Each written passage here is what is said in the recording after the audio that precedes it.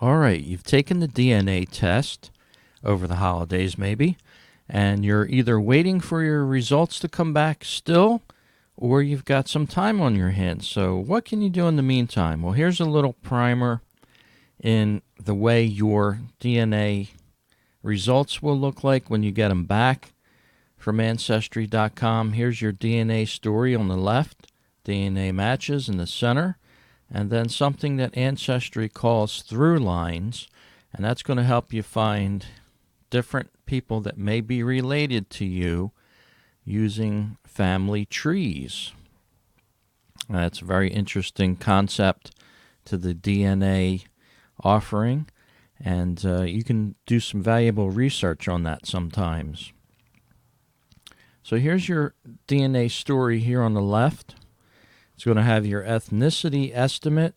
As you can see, mine is mainly European, and it has changed over the past, say, 3 to 4 years that I've taken the test.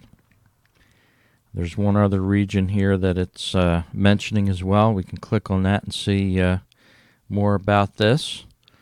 And here's the general areas that my ancestors are from. As you can see over here, England, Ireland, and then over here, Sweden. And if you look on the far right of the ancestry results, you're going to see the breakdowns of individual percentages. This is constantly being updated. And as you can see here, my Sweden link is up to 3% on the latest review of the ethnicity estimates. And that's gone up a little bit over the years since I've taken the test initially.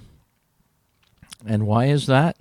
Because there's more Europeans taking the test.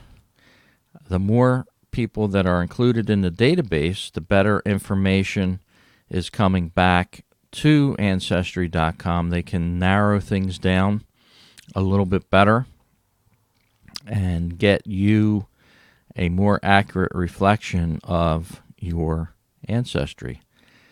And I can prove this. By the way, I didn't know that I was even a slight bit Swedish before I started my Ancestry.com family tree, and specifically before this DNA test was done. It goes back into the 1600s that I was able to trace this back to.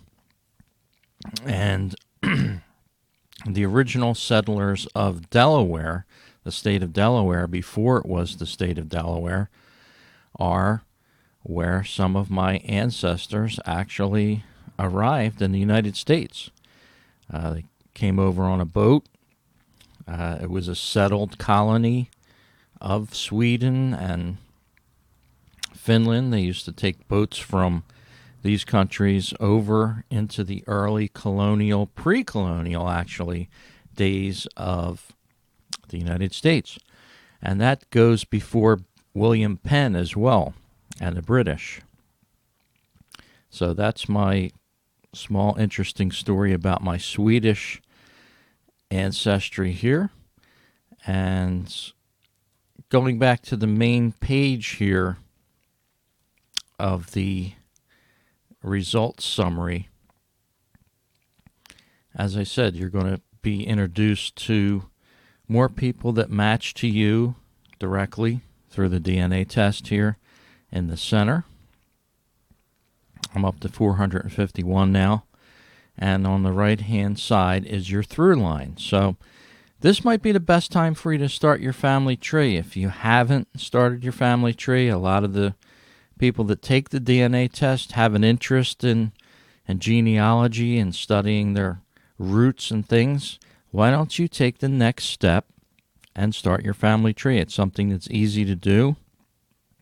And if you've already taken the DNA test, you're probably somewhat interested in it. All right, please hit like and subscribe to this channel. Throughout the year, I'll have more, much more on DNA and family research. If that's your thing, I'd love to have you subscribe to the channel because you'll get notifications when I have new videos up. Thanks for listening.